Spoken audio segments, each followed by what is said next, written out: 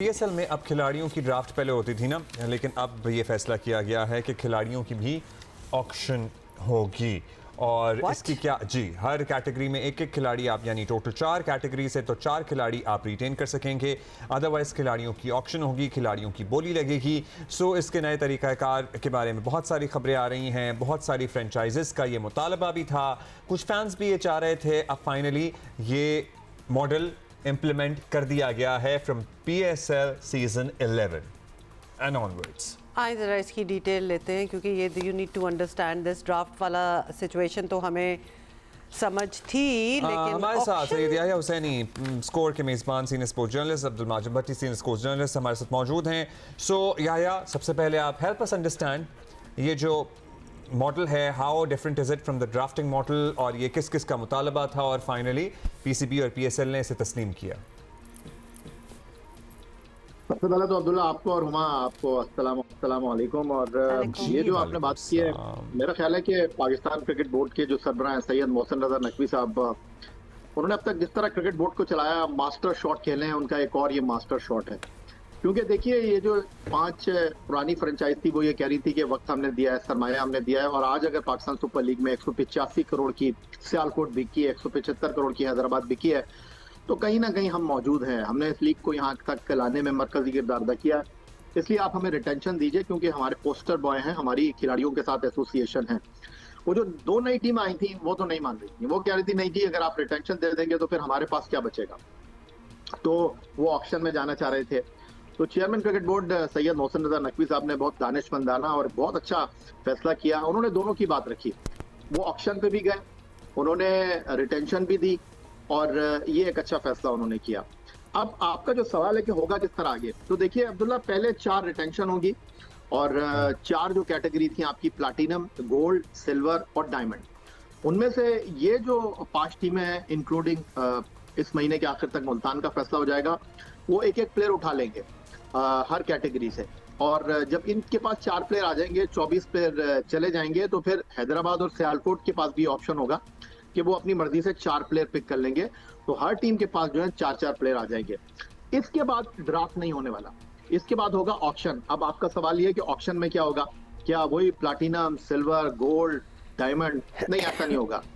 आप प्लेयर की कैटेगरीज मुतारिफ कराएंगे और नाम आप कह लेंगे तब्दील कर देंगे, बट होगा इस तरह के जो प्लाटिनम कैटेगरी का खिलाड़ी होगा उसकी बोली स्टार्ट होगी $70,000 से, और $70,000 से ऐसा नहीं होगा कि एक बोलेगा $70,000 1, दूसरा बोलेगा $72,000 2, नहीं, कम से कम $15,000 या $20,000 जो है वो आपको आगे बढ़ाना पड़ेंगे। इसी तरह जो है वो खिलाड़ियों की कैटेगरी आप रख देंगे और उस हिसाब से उनकी जो है वो बोली लगेगी। पहले होता यह था कि $1.3 मिलियन का जो है वॉलेट होता था हर फ्रेंचाइज के पास, जो पाकिस्तान में 34 करोड़ रुपए बनते हैं। अब इसको बढ़ाया गया है, $1.6 मिलियन का वॉलेट रखा गया है, जिसके साथ आप खिलाड़ियों को परचेज करेंगे, जो पाकिस्तानी रुपये में बनता है 44 करोड़ 75 लाख रुपए।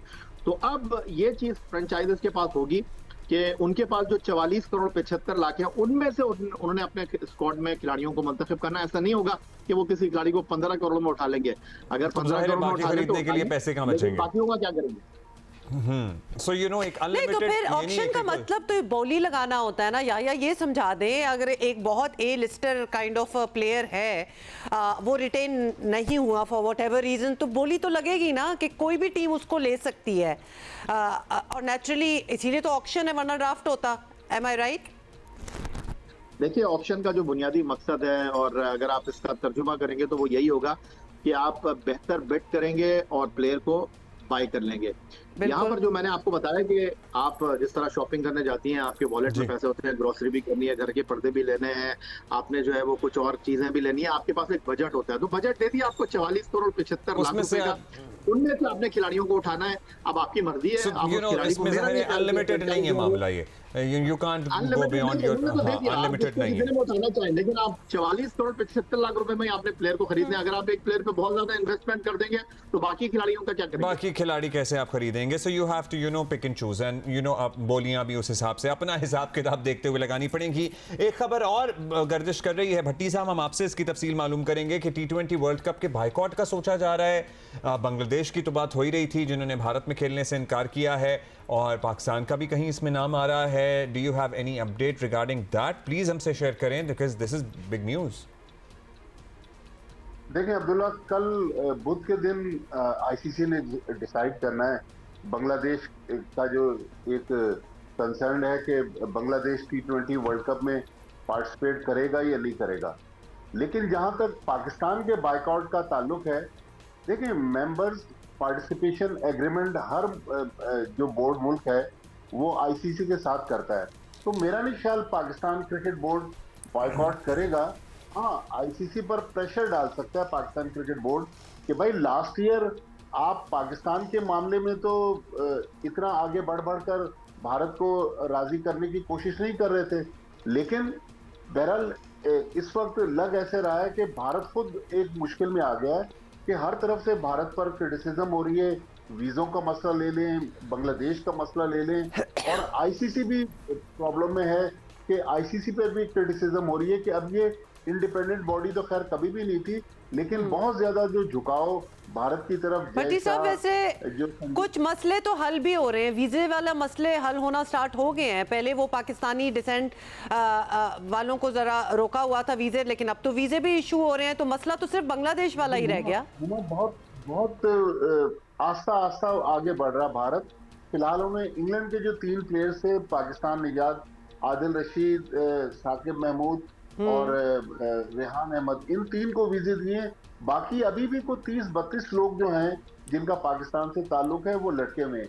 अब जिस तरह मुश्ताक अहमद पाकिस्तान से उनका ताल्लुक है, वो बांग्लादेश की टीम के स्पिन बॉलिंग कोच है। मुश्ताक अहमद का वीजा जो है वो भी अभी तक लटका हुआ है। तो देखिए, भारत ने ये जो मुस्तफिजुर रहमान वाला मसला हुआ है, तो भारत को अब मुंह की खाना पड़ रही है कि भारत का एक सजा सजाया जो एक स्टेज था वो खराब हो गया। भारत जो है आखिरी वक्त तक मुश्किल में है।